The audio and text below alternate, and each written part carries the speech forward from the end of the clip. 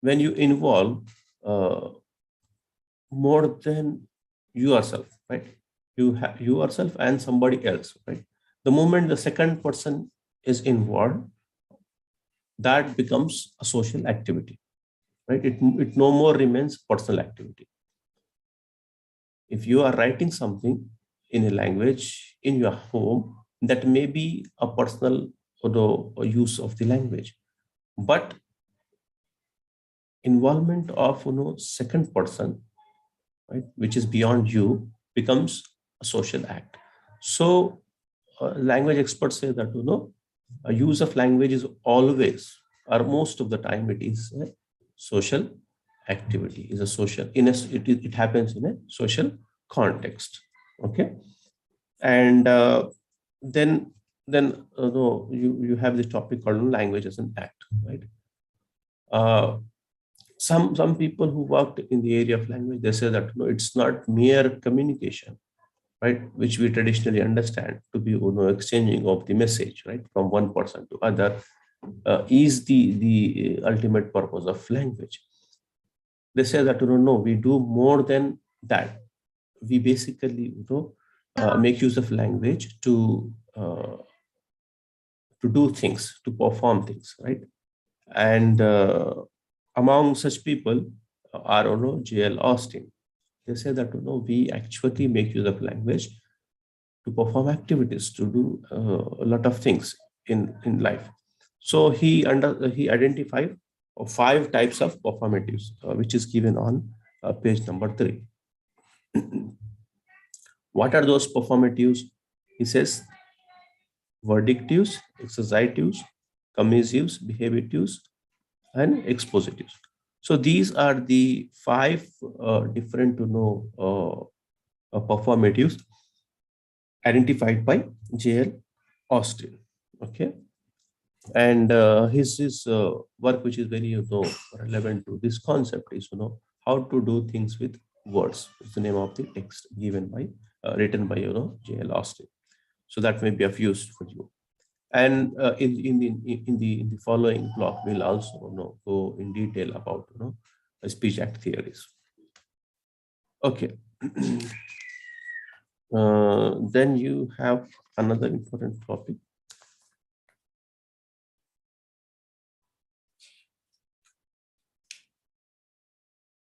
Okay, what I'll do is, we have now got the privilege of as a co-host, so we'll share the PPT.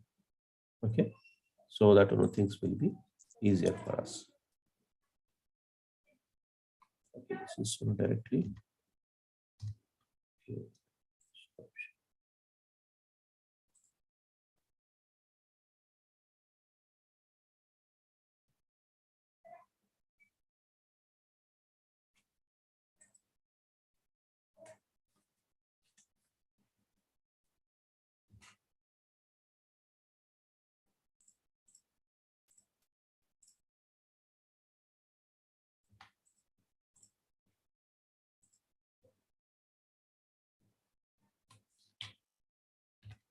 Yes.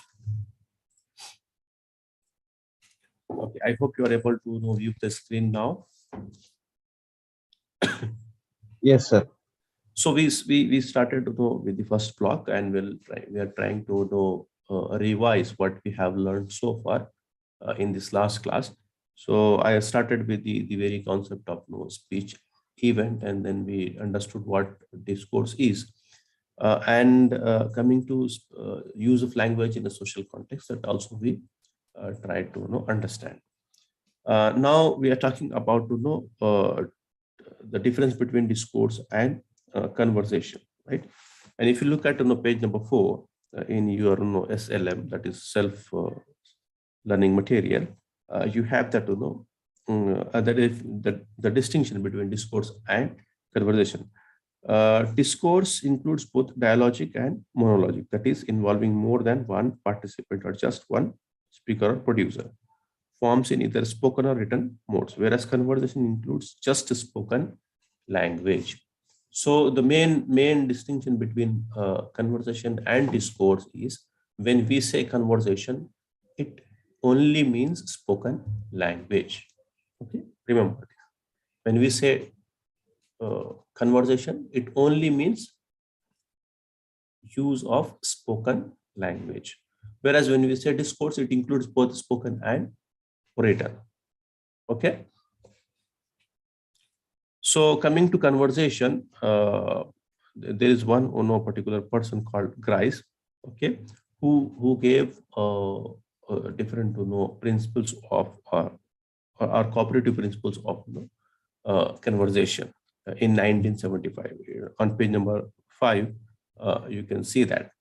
So Grice suggests that conversation is a collaborative enterprise guided by what he calls the cooperative principle, which consists of 4 maxims as follows. So what here Grice is trying to say is that as use of language is a social phenomena, right, where you involve more than yourself, right? You have second person involved, right? 2 or more people are involved in a conversation. So there are certain principles that you need to follow in order for the use of language to be effective. What are those 4 principles or 4 maxims that he is talking about? He's talking about maxim of quantity, which means make your contribution as informative as required, but not more or less than is required. The first cooperative principle, right, for first maxim of Grice when it comes to conversation is that when you are involved in a conversation, make sure you speak what is required. Okay. When you are supposed to say something, you say something, right? And do not keep calm when you are asked something, and don't say too much for a question, right, when your turn comes. So this is the first maxim. You have to say or respond or involve in a appropriate quantity, right? Your conversation, your involvement in a conversation should not be too less or too much. Okay, that is the first principle, because it's a social activity. It's happening in a social context where more people are involved than you. So there is something as a principle you need to follow. This is the first principle. And second maxim or principle of Grice is maxim of quality.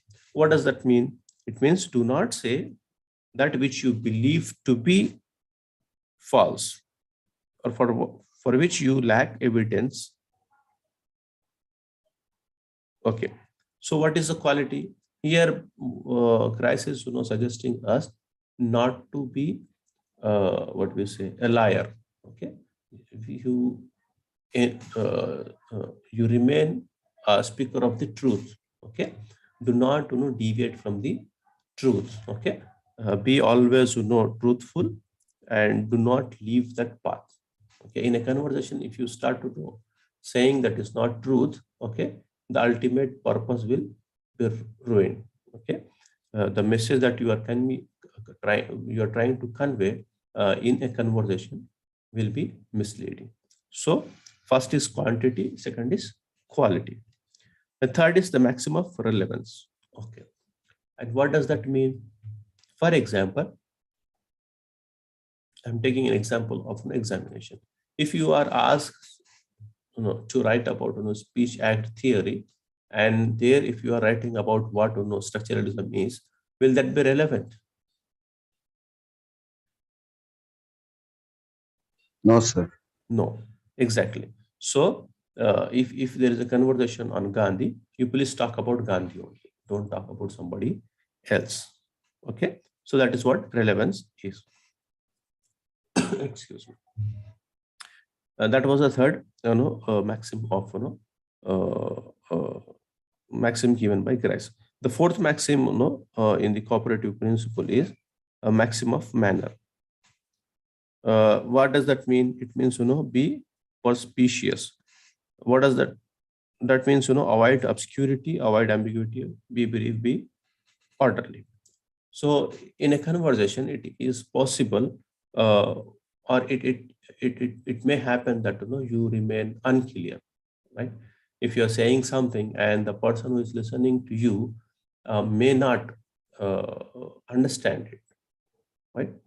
You frame the idea in such a complex way that the person who is hearing to you, is paying attention to you, is not able to understand. So that may happen quite often.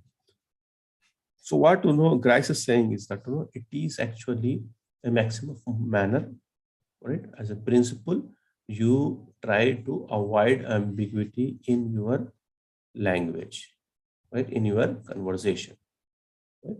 It is related to the manner of speaking, and we have a lot more things when it comes to speaking manners. Like for example, in a group where there is a conversation happening, if there are elders are speaking, right? So we as juniors not supposed to interfere unless we seek their consent to involve, right? So there are so many such principle we Indians follow, and many people across the globe also follow. So this is one of the uh, uh, principle that Grice talks about. So there are 4 different principles that Grice talks about, which is also called cooperative principles. So number 1 is maximum of quantity, that is say what is required, not more, not less. That is, next is maximum of quality, which is be always truthful. And the third one is maximum of relevance, that is always say what is relevant. Okay, don't say irrelevant thing in a conversation. So fourth one is the maximum of manner. So to avoid obscurity, avoid ambiguity, and be as precise as possible. Okay, and say things in an order. These are the 4 things he talks about. Now we'll move on to talk about what makes something as discourse, or we can call also as features of a discourse. We understood that the speech event, in a speech event, the activity performed by the speaker and the hearer is what makes, in a particular context, is what makes it a discourse. So can you call anything a discourse? No. So there are 3 different points of 3 different point criteria which defines something to be termed as or called as discourse. Okay, uh, what are those 3 what we say characteristics, right? Features that make something as discourse. So it is on page number 6. So in order to qualify as discourse, a text must exhibit the following characteristics. What are those 3 characteristics? Number 1, cohesion and continuity. That is, there must be a link between what is between multiple things said. Okay. You can have you might have said multiple, express multiple ideas in a text, right? And if there is a discontinuity between or there is no link between those ideas, if one idea is not connected to the second one with a structural links, like we have linkers in English, however, nevertheless, but, and there are so many such words we make use of to connect one idea from another, one passage from another, one line from another, right? We use that, right? Yes, sir. Yeah. So if we have that uh, in a text, so that is the first characteristics which makes something as discourse. What is the second one? Coherence. So coherence is nothing but the clarity. Okay, it is at the meaning level. So whatever you are saying should be rightly understood without much ambiguity. And the last one is relevance. That is nothing but contextual. So there are some examples given here. You can go through that. So these are the 3 different sets of set of criteria which helps to define a text to be discourse or not. If it exhibits all these three-point criteria, then it is a discourse. If it doesn't, then it is not a discourse. Okay, so after that, we'll move on to rhetoric. That is unit 2. Are we going with the what we say, normal pace? Yes, sir. Extremely. Okay, thank you. Very clear. Now we have for the second unit. Now you can actually refer the PPT. Earlier there was no PPT, so I couldn't run it.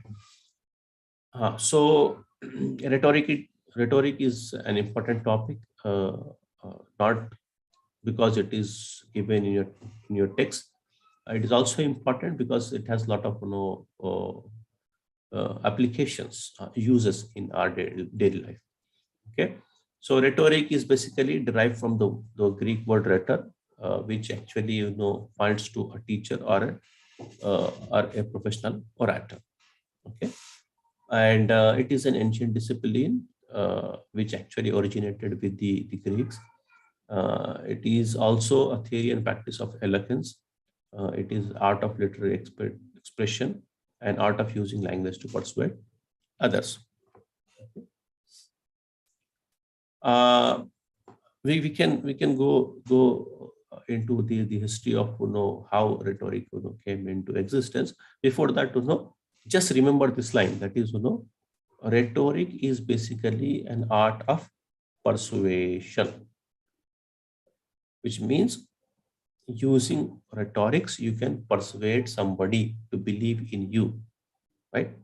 So we have these days a lot of celebrities, okay, may be from the political domain or from the activistic domain, right, or from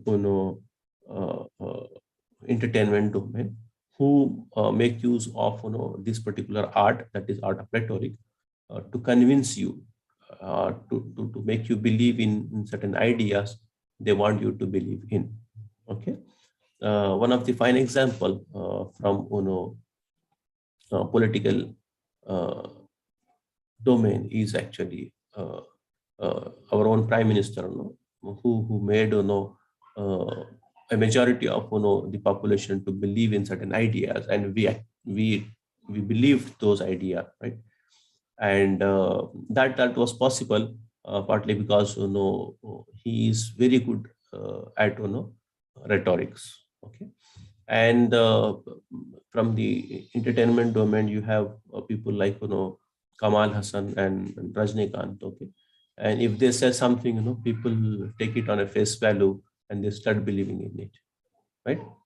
In our own Telugu industry, we have such people, right? If they say something, people starts believing in, and not just believing in it, and they start following it. So the reason is because they also make use of rhetoric in their public appearances. Okay, yeah. So let's see how rhetoric came into existence.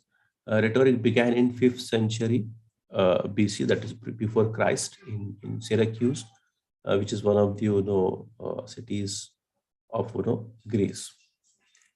People in Syracuse were dispossessed of their land. What exactly happened is, at one point of time, the ruler of that particular area, Syracuse, was not very kind and compassionate, and not very human friendly. So as a result, people immigrated or migrated from that place to some other place.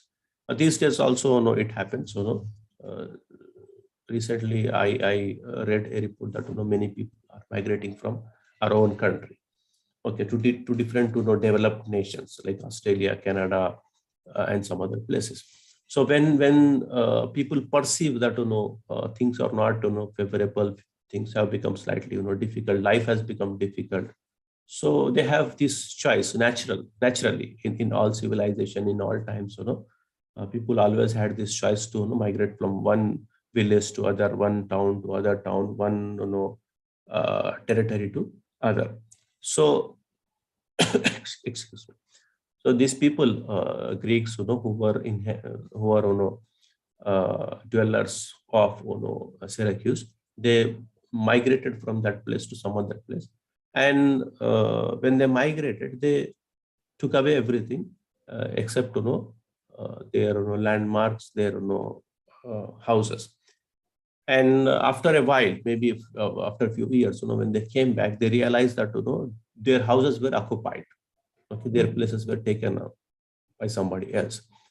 So they approached the authorities and said that these are our land, these are our own houses. We actually moved because of the difficulties, and now we are back. Okay, because a new ruler has come. New ruler was very compassionate, so human friendly. So there was a dispute between two different parties. So what the authorities, local authorities thought, so they said, we'll have what we say, a public discussion about it, right? Let's debate up that in a public gathering, and if you are able to win the arguments, right, win your case, then it will be given to you. So people who were actual the owners of that particular land, they came up with some ideas, some ways of persuading the audience to believe in their case. So from there it all originated. Okay. When it comes to rhetoric, there are certain major works which is being cited. Number one is actually in that list is Aristotle's Rhetoric. Okay, and you also have Cicero's De Invention, Quintilian's Instituto Oratoria, De Optima Genera, Oratorum, and De Orator. So Quintilian basically has written 1, 2, 3, or 4 different works on the same topic. And in Middle Ages, rhetoric was taught along with logic and grammar. These three were called trivium. Okay, rhetoric, logic, and grammar. Together, these three is called trivium. This is the word which is often used, trivium. Okay, so there are three different people: Aristotle, Cicero, and Quintilian are three different people from ancient time and middle times, known for their work on rhetoric. The invention, rhetoric, and Instituto Oratoria. Let's move on to what basically Aristotle means, when he talks about rhetoric. Okay, what according to Aristotle is rhetoric? Sir, excuse me, sir. Yeah. A small doubt, sir. In the previous slide, would you go to previous slide if you don't? Is that actually De Inventione? Was it written in French, sir? And the next one also? This is basically a rhetoric. This first one is basically a Greek one that I know, right? And later its translations are available. First, it was translated into Arabic, then from there Arabic to Latin, and then Latin to English and all. Okay. This particular one, I'm sure, okay, it is in Latin. Originally, it was written in Latin. Okay. De Invention also looks like either written in Latin or French. Right. Latin or French, maybe, or Italian also. Translated, sir. So currently, all these works are available in English translation. Yes, sir. So basically all these are European languages. Okay, may it be Greek, may it be Latin, may it be French, English, all those are European languages. So, and these works are actually European works. Okay, like when you talk about the other day, I explained to you that if you talk about any ancient text and it has a reference to India, you can easily presume that it is written in Sanskrit, right? Because it was the language of that day.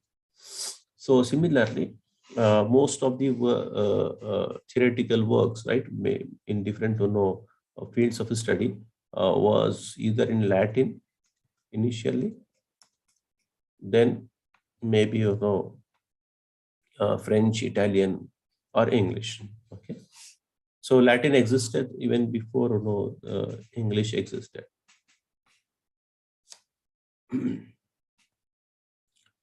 Okay, so yeah, where were we?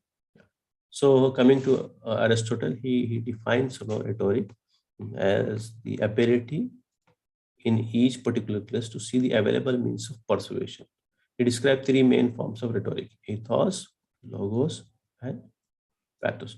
So here the point to note is, even Aristotle says that it's a means of persuasion, which means using different elements, different things available as the ability. You are trying to persuade the listeners, okay, the hearers.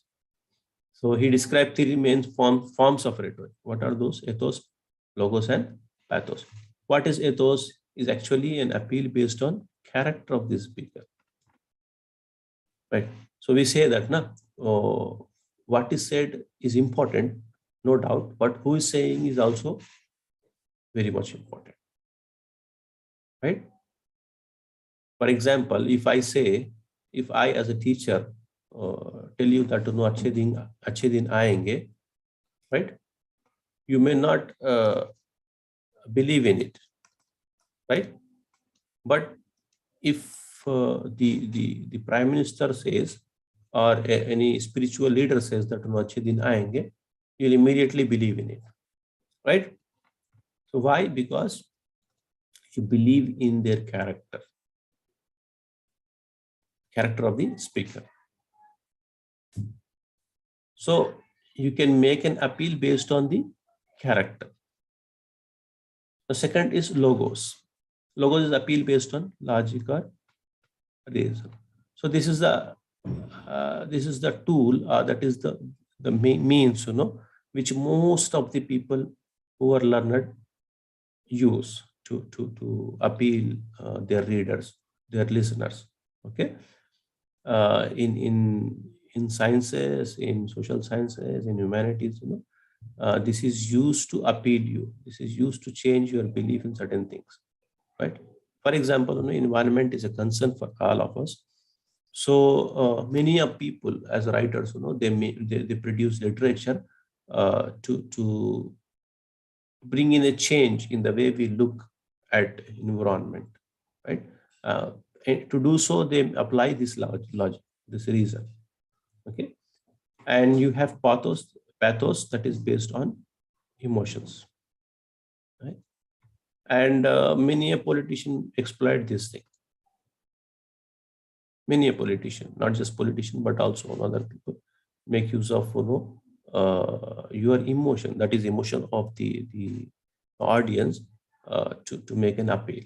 Okay, so these are the three important things, which three different forms of rhetoric which Aristotle talks about: ethos, logos, and pathos. Ethos is appeal based on character.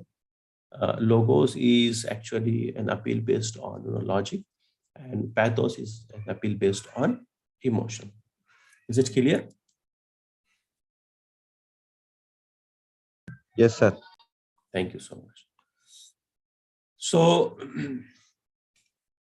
as with any text, and any discourse, it also required organization, right? The way you arrange things in an order.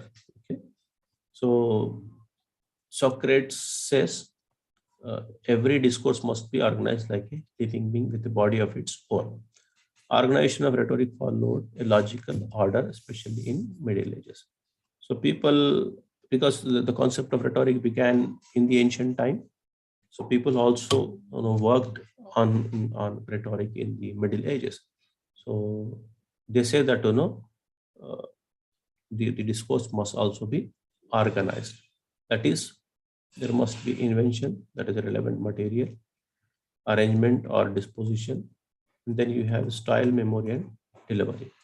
So it's not just about arrangement here. It also, sorry, it's not only about an organization of the discourse. These are all things play their role in the art of rhetoric. Okay. When you want to make use of rhetoric as a art in your speech, all these things matter. Do you have a very good idea to talk about with your audience? Right? Have you logically structured your information? Are you using a particular impressive style? Are you good at memory and also at in the dialect delivery or delivery of your information? So all these things matter to make an act of public speaking impressive one. Okay. And we also hear of four different technical terms related to along with rhetoric. Rhetoric we also we understood it to be an art of persuasion. But you also hear of dialectic, which is also an ancient way of arriving at the nature of the truth. Okay, the way rhetoric is about art of persuasion. Similarly, dialectic is about arriving at the nature of the truth. So poetic is actually art of imitation, and stylistic is purely literary rhetoric. It's called stylistic. It's a purely literary rhetoric. Okay, where you analyze different rhetorical elements in a text. That is what stylistics is all about. We'll move on to the another topic in your text, that is speech act theory. I remember I explained about these things to you, but since we are revising what we have already learned, so I'll quickly go through these things without spending much time. Okay. Uh, if at all a question comes in the examination about about speech act theory, as I told you earlier, you have to talk about both J.L. Austin and John Searle, right? So speech act theory is developed by J.L. Austin, a British philosopher.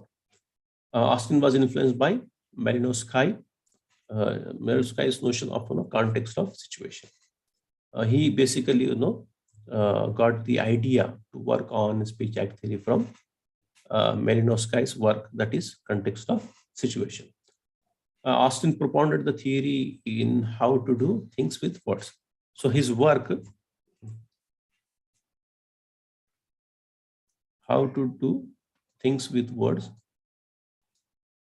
contains this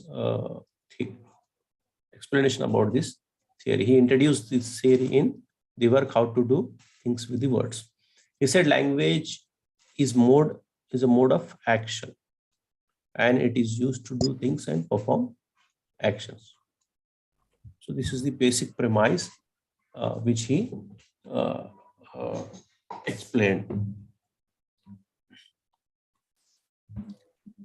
Now, there are, actually, according to Austin, there are three different types of acts we perform using the language. What are those three acts? Locationary, allocationary, and perlocationary. I'm sure you remember these three explanations that I gave you. Okay, what is the first one? Locationary. Locationary act is the act of saying something. Okay, and second one is act which the speaker can accomplish in saying something. And the third is perlocationary act produced by uttering of a particular location. It means a consequence of locationary act.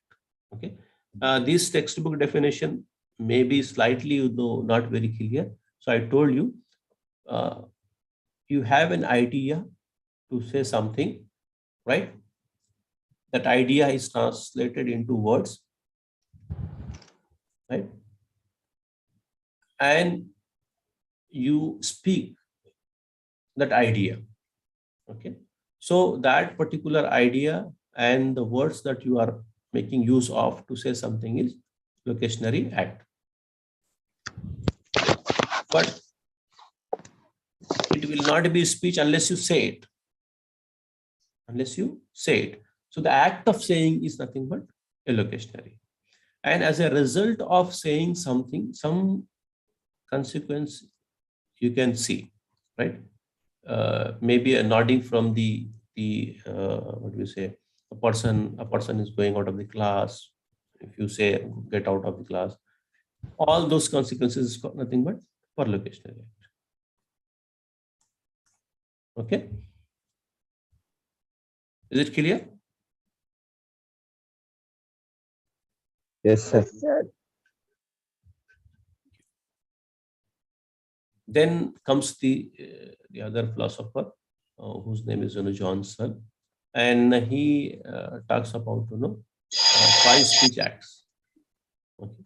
Earlier we know that we according to Austin, there are 3 different types of act that we perform: locutionary, allocutionary, perlocutionary. But John Searle comes later, and he also studied the works of J.L. Austin, and he expanded that theory of the speech acts. So he said there are 5 different acts we perform using the language. What are those? Representatives, that is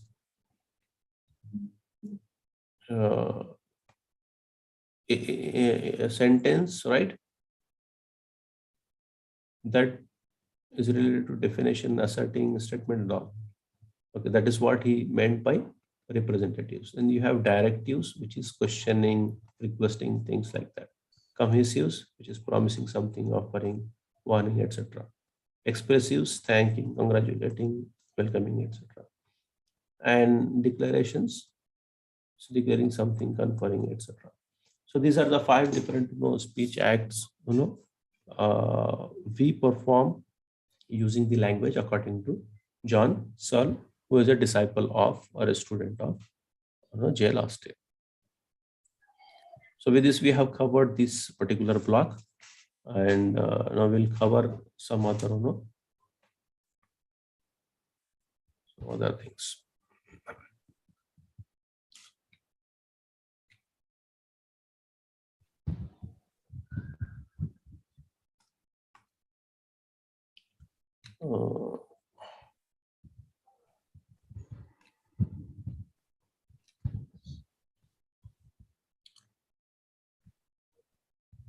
The second block is about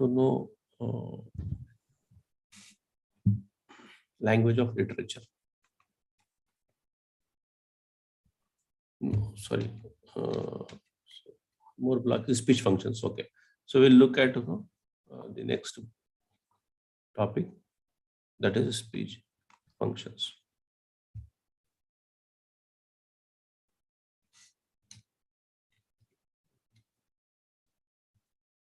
Share the screen.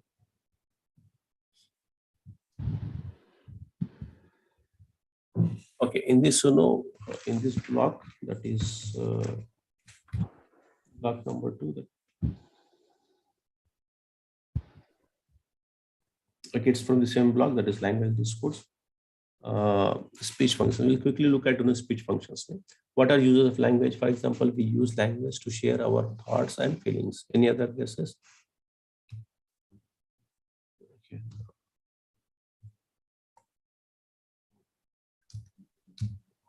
Yeah. Yeah. So just forget about that. So we'll look at different functions of a language. According to R.L. Trask,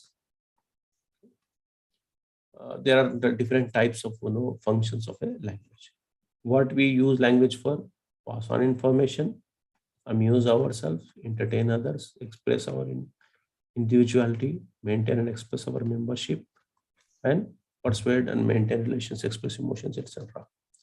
So these are a few important functions as pointed out or as highlighted by R.L. Trask.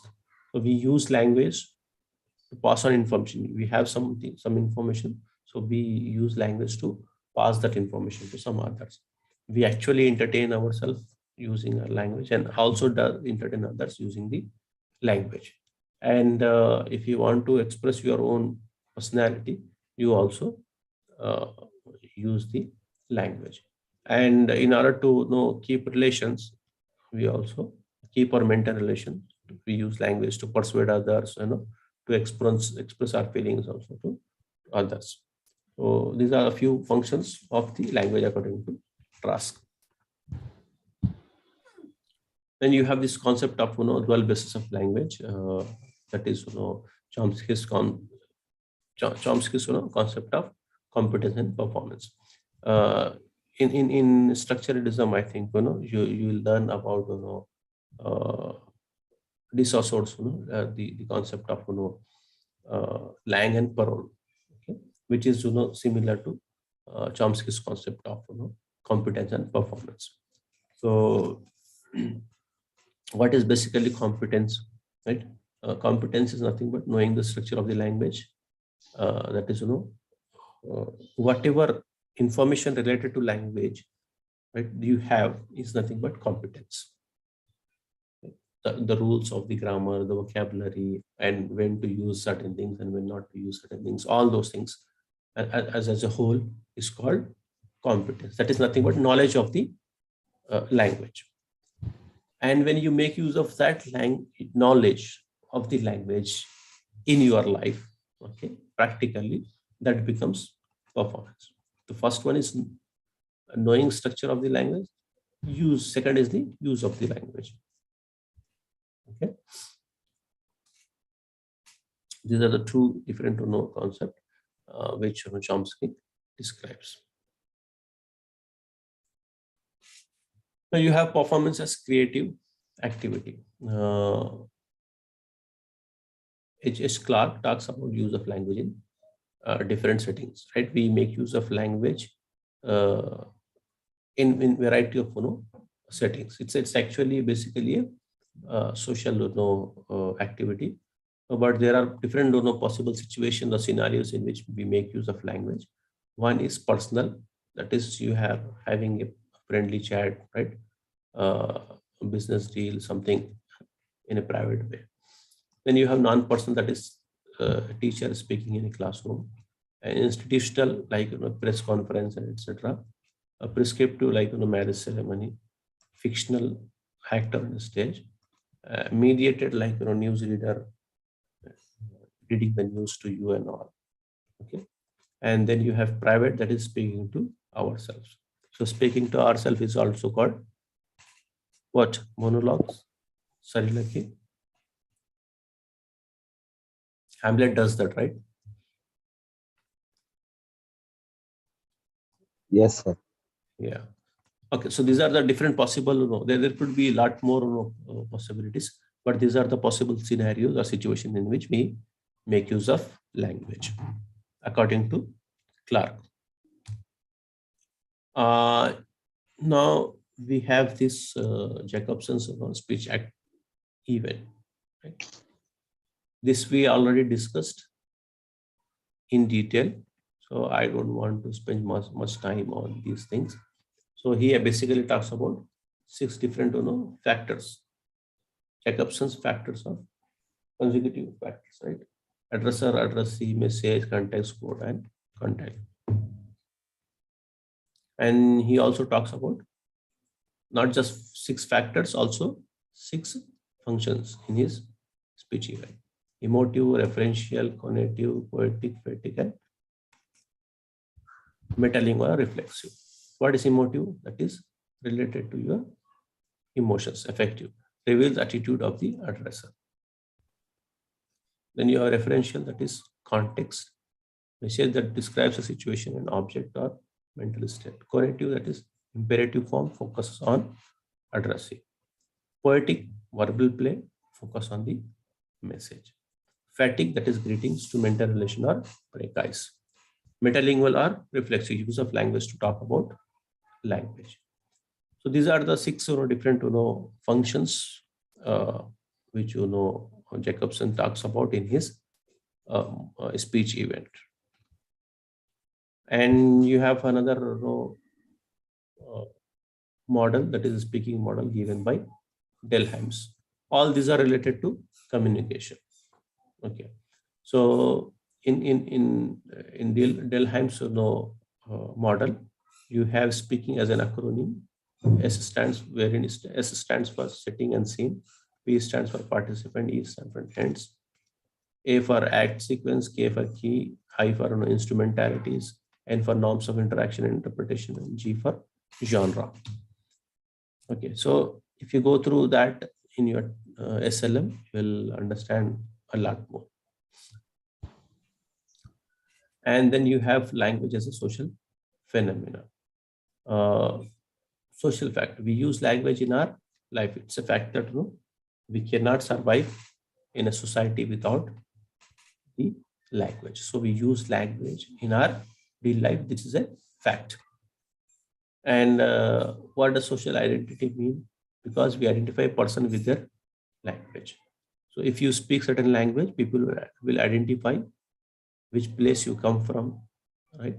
Which part of the world you come from, which particular community you come from. So language is basically helps us in identifying the person, the speaker. Cooperative activity, because we need people to use language. Okay, it's also a cooperative activity. For example, you need 2 or more people to have a conversation, to have a dialogue. So if the other person is not cooperating with you, right, you cannot have a conversation, right? So we need to remember here that those 4 maxims that Grice talks about applies. Okay, if somebody is talking to you and you are not paying attention, not listening to him, you cannot have a conversation, right? Or if you are responding irrelevantly, then also the activity will be a futile exercise. So cooperative principle also comes into play in a conversation. So carrier of culture. Language is also a carrier of culture. So if you say, the other day I explained that language means culture and culture means language. Okay. So if I say greeting, if it is Telugu language, the way greeted is different. If it is Hindi language, the way greeted is different. So it's language that helps define what culture is, and it's culture that helps define what language is. So in order to learn a language, you have to learn the culture. In order to learn the culture, you have to learn the language. So it is this is how language and culture are related. It's like 2 sides of the same coin. So language is also a code, because this is just, it's not just we mix or switch code. You cannot understand the language unless you understand the language itself. So language is basically a coded communication. So in order to understand that communication, you need to understand the code itself. Okay, these are a few things I wanted to revise from this particular unit. We will move on to, we have a lot to cover today on our plate. So I'm just going.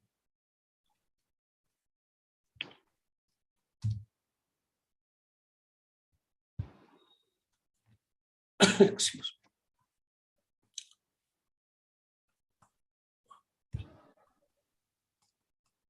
So in the next block, that is language of literature.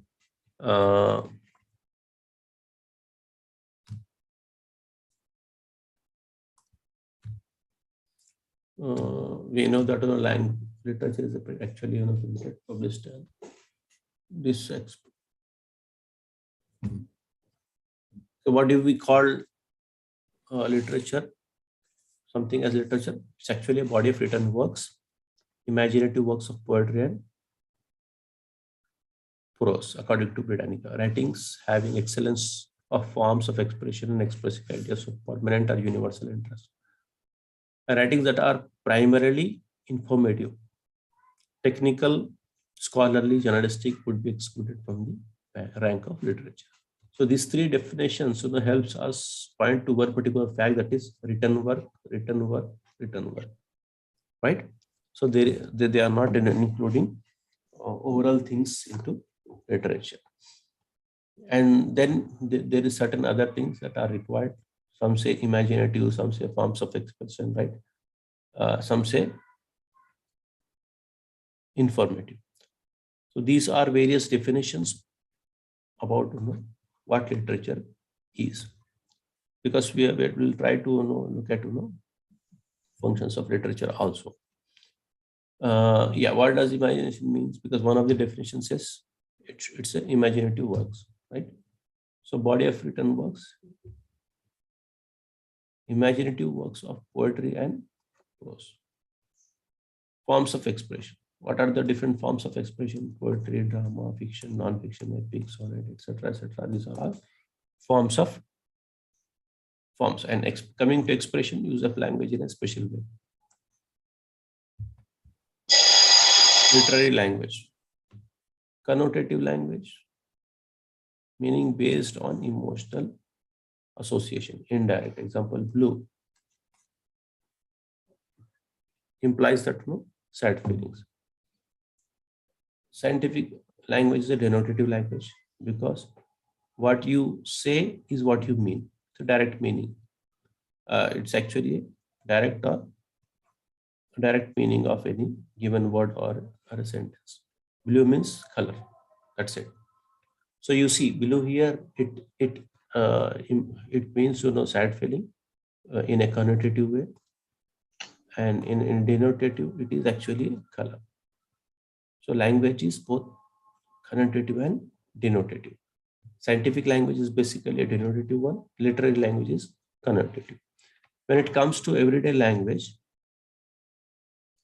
it is both what we say artillery language. It is an artillery language where we make a lot of proverbs, idioms, and all. Okay, coming to natural, how a normal language becomes a literary language. So it becomes literary language with the use of figures of speech.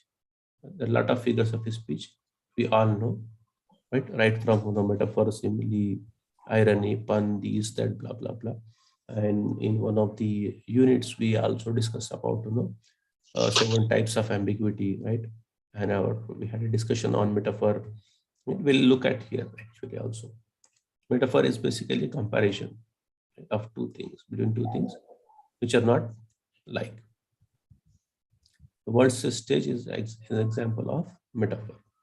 Coming to pun is basically a joke, makes a play on words. So using the words, you are creating a joke. So tallest building in town is the library. It has thousands of stories. Okay. Library, stories. So here stories could mean two things, right? Lore and tale.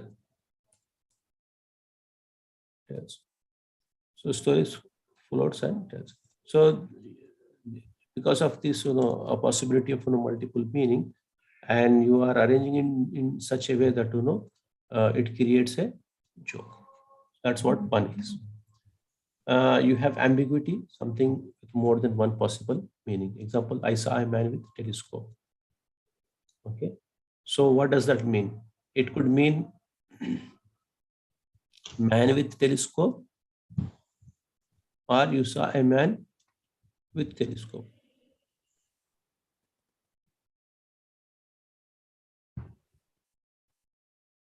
There are two possibilities here. One is I saw a man plus with a telescope, or I saw a man with telescope. So this kind of what we say ambiguity is called structural ambiguity. You have ambiguity at a structural level. And as I told you, William Emerson talks about different types of ambiguity. In fact, 7 types of ambiguities. Right? You can refer his work in the SLM. That metaphor and pun are sources of ambiguity. He says the ambiguity results from comparison, that is metaphor, and pun, that is joke, okay, using the words. Now you have irony as another important figure of speech, which is used in literature, and it is one of the things that makes language, ordinary language, a language of literature. So what is irony? Use of words to convey a meaning that is the opposite of its literal meaning. For example, you have asked a good question. Okay. Here this example says that you are saying, why instead of saying why that dash you have asked this question, you are saying you have asked a good question because you are annoyed by the question, or his question embarrasses you and you are not able to answer it. Yet you say you have asked a good question. Right? So that kind of usage of the language is nothing but irony. Coming to irony, you have multiple types, that is verbal, situational, dramatic. Okay, these are the three different types of ironies. What is verbal irony? It is actually what is said is different from what is meant. Good question. You didn't like it. Situation irony is, something happens we don't expect to happen. For example, fire station is burned down. Fire station is supposed to help other burning structures to cool down. Rather, the fire station itself is burned down.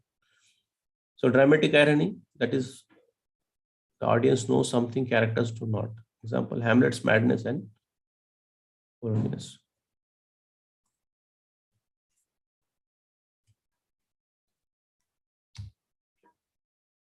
That is a dramatic irony. And you have a lot more explained in irony as a principle of structure by Kenneth Brooks. If you have time, you can refer his work on irony as irony. Okay. Now we'll move on to the another important area, that is functions of literature. We have very less time left, so I'll have to rush a little. Yeah, coming to function, poetic, we have different function. Poetic function is one, that is teach morality. Okay, what is the function of literature in a society? So according to Plato or Greek philosophers, it is teaching the morality. So a philosopher is a superior to a poet. A poet is an imitator, so thrice removed from reality or far removed from truth. Poetry feeds and waters passion. Passion must be controlled to keep the society good. So one of the questions that comes on this particular concept is why Plato recommended banishing the poets. Right? Have you heard about this? Did I discuss this with you in the offline Yes, sir. class? Yeah. So Yes, sir. He is a real man, sir. Like he believes in realistic things. He does not believe in literature, and he condemned even the poets and everybody. yeah. So one of the primary argument behind Plato's that charge is he believed that any literature is supposed to teach morality. That is, keep human being human. Okay, keep human being human. That is the ultimate purpose behind teaching morality. We teach morality, values, and ethics to our own children, right? So why we do that? In order to keep them as human as possible. So Plato says that this is the function of the literature. If you have literature, it doesn't matter if it's cinema, if it's poetry, anything should keep help human beings in remaining human. So he says that the function of literature is to teach morality. He considered that philosopher is basically superior to poet, right? Because philosopher gives new things, new ideas, new principles, right? New laws to make our living better, to understand the world around us in a better way. Whereas poet is basically an imitator, right? Just imitates things. So poet is thrice removed from reality or far removed from the truth. Okay, what poet serves people or his readers as truth, basically that truth is thrice removed or far removed from the reality. He explains about it. I have also explained that in detail in one of the classes. You can refer that. I think it's available online. Okay, so poetry feeds and waters passion. Another important charge is that first, poet is an imitator. Second, what is served through literature is basically not a complete truth, not the real truth. And third, it is fueling the passion. So human being is essentially is a combination of both the rationality and emotions. He is a pack of the two. If passions are fueled more, then the human being may not be, may not remain in control. If he acts with rationality, he remains more in the control. So what poetry is doing here is watering the passion. So instead of appealing the intellect, it is basically playing with the emotion of the readers. So that is why poets should not be allowed in the society. They must be banished. So passion must be controlled to keep the society good. So this is what the argument of the Plato is against, in favor of banning the poets. Here, one important thing to remember is that when he say poetry, it's not only poetry. Traditionally, it means literature. By poetry, in the words, in the context of Plato, it is nothing but literature. And then comes his disciple, his student Aristotle. He says that poetry is not that bad; it's actually good. He in his definition of tragedy, he talks about catharsis, that is purgation or cleansing of emotions. So if Plato says that poetry actually that is literature actually fuels the emotions, which must be kept in control in order for the society to function properly, right? Aristotle's in response to that charge, that argument, it says that in fact yes, literature fuels emotions, but in a right way, not a wrong way. What is that right way? That is, for example, people who are charged negatively, people who are heavy in their heart, their emotions are get neutralized as a result of reading the literature or watching the literature perform on a stage. Okay, so that is the good thing about uh, literature, according to Aristotle. Then he considers tragedy as medicine to cure souls of diseases.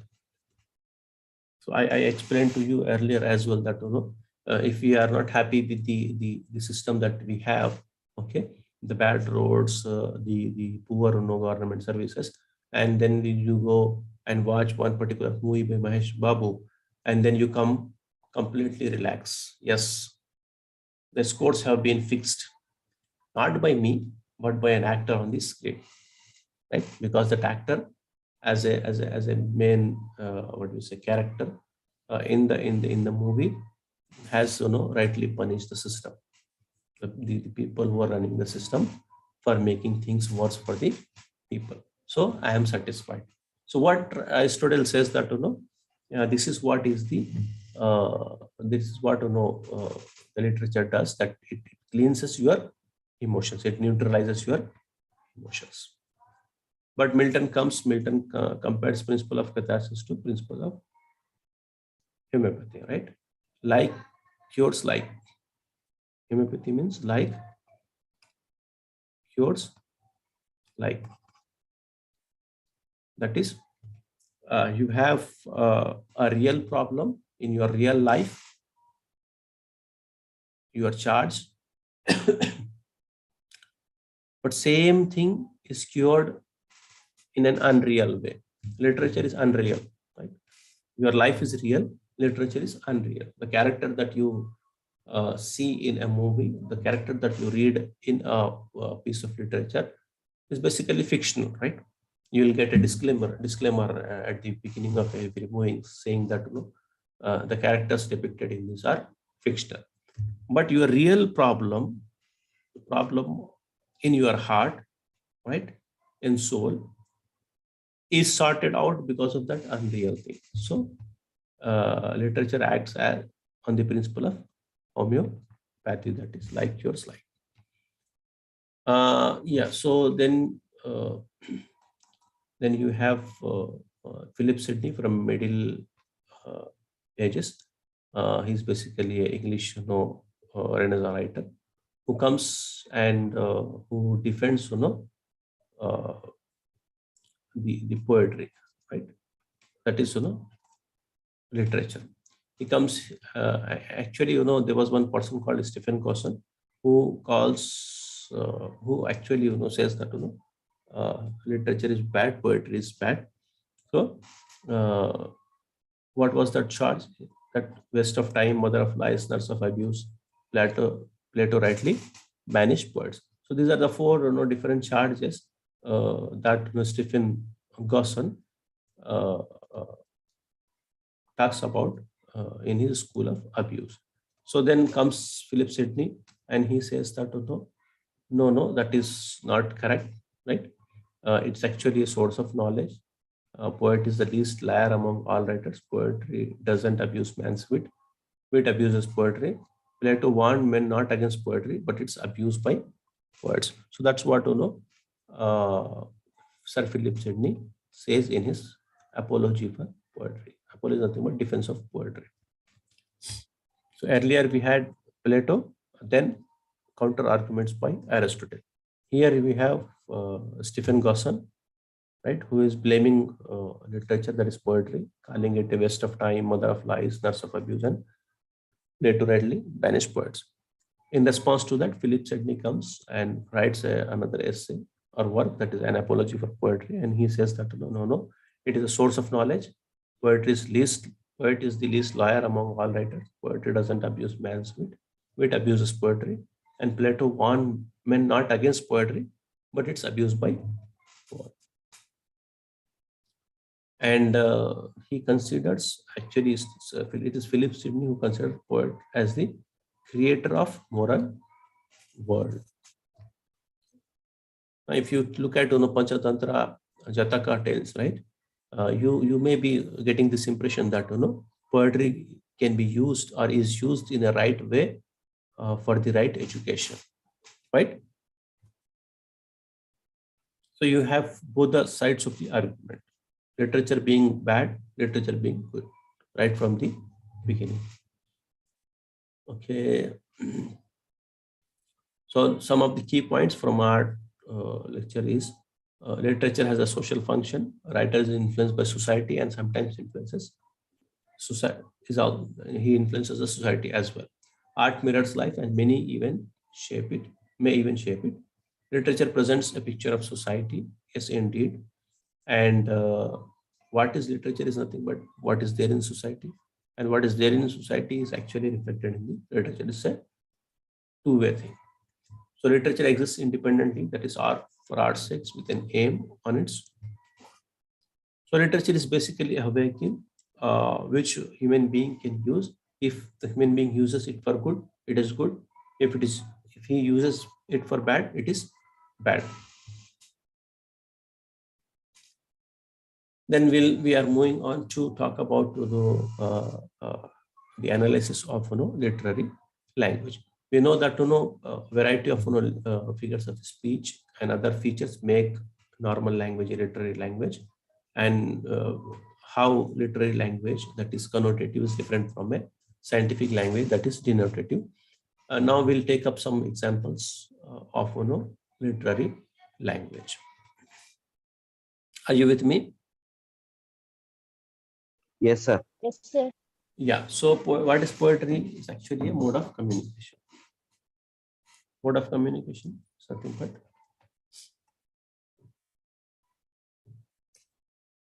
language. So use of finer words than in prose and uh, refined language. It has its own forms: epic, sonnet, ode, etc. Uses rhythm, that is stress and stress pattern. Wonderful, right? In this, one has a stress, and wonderful is unstressed. Similarly, university, it is unstressed, stressed, unstressed. So these two in the three-syllable word, one, wonderful, university, you have stress in one, in the wonderful, in war, in the university. So you see, each word has a set of the stress and unstress in English. So this kind of combination of stress and unstress and a pattern makes a rhythm. So uses rhyme, that is correspondence between lines. Twinkle, twinkle, little star, how I wonder what you are. So you see that this similar sounding, endings is what makes actually a rhyme. Foot and meter. So foot is basically a unit of stress and unstress syllabus in a line of poetry. We are looking at what makes a language of poetry different from a normal language. So in a poetic language, you have rhythm, rhyme, right? Foot and meter, that is foot is nothing but stress and unstress syllable in a poetry. I gave you example of how stress and unstress syllable look like at a word level. Now, based on this combination of unstress and stress, right? You have different types of meters in English. One is I am, where you have this pattern of unstress and stress. Alone. In alone, is not stress, but lone is stress. So this kind of combination is called I am. So in English, majority of the English poetry, especially of Middle Ages, is produced in I am, okay, and you have trochi or troki, whatever you call it, that is stress and followed by unstress. Poem, so po is an stress, is not stress. It's not poem, it's poem. Okay. So that is trochi, second kind of food. Then you have anapest, where you have unstress followed by stressed. Understand, understand. So you have unstress, and then you have stress. Understand. That is anapest, another food. One more food is tactile, which is stress, unstress. Memories. Okay, memories.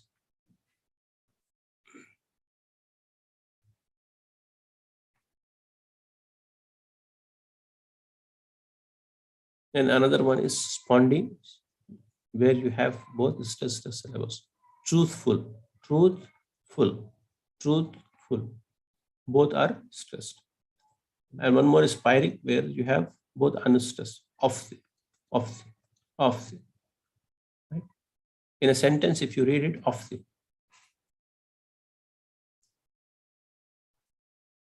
Okay, then you have amphibrach, that is unstressed, still unstressed. Another.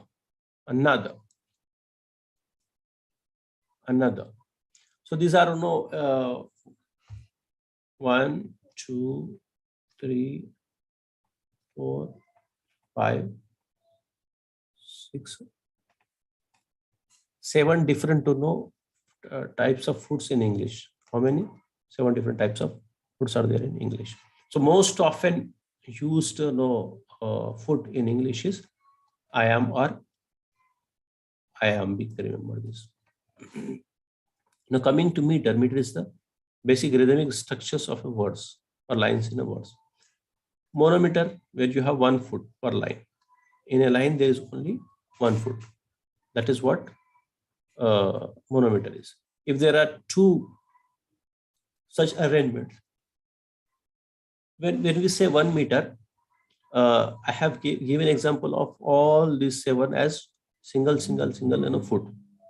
If this sequence repeats one more time, for example, stress is as a combination, it's 1 meter. If it is repeated for second time, stress, then it's 2. that is dia. If it is repeated for 3 times, anestes, stress, anestes, stress, anestes, stress, that is tetra. Teri, sorry. Then 4 times tetra and 5 times penta or 6 times hexa. So in English, usually you have this iambic, that is anestes, stress as a foot, and if this foot repeats for 5 times, so pentameter.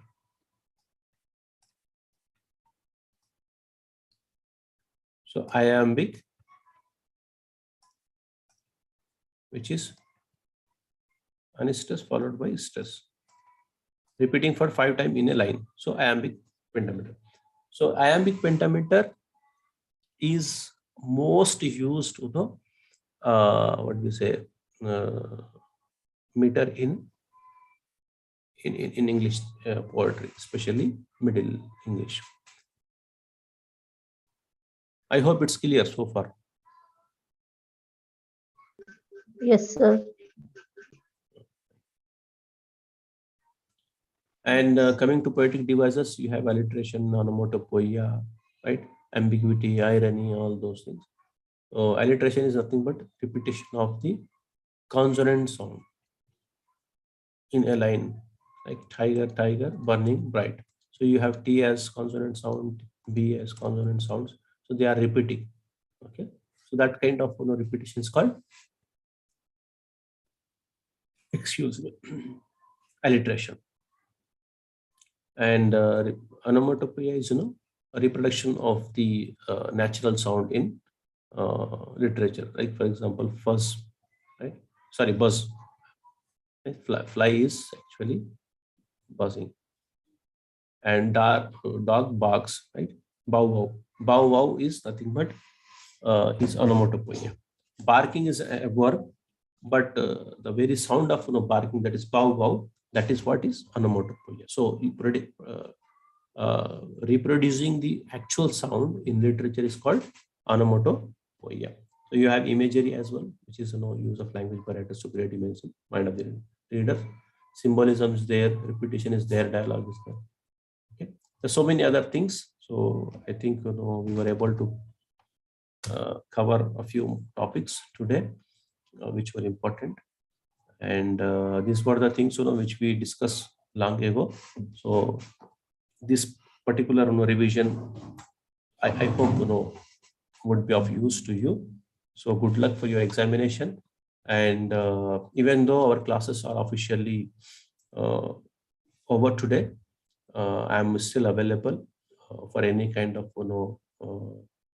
clarification on WhatsApp.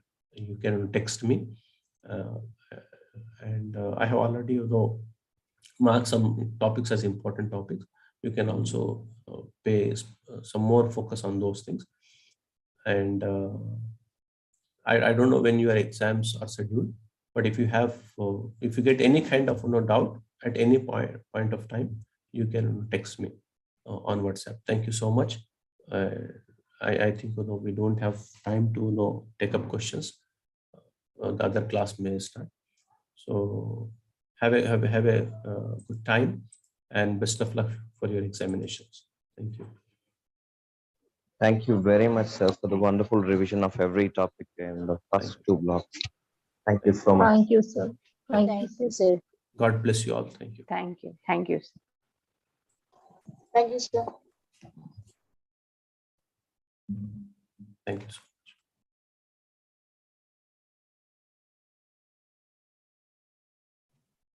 Thank you, sir.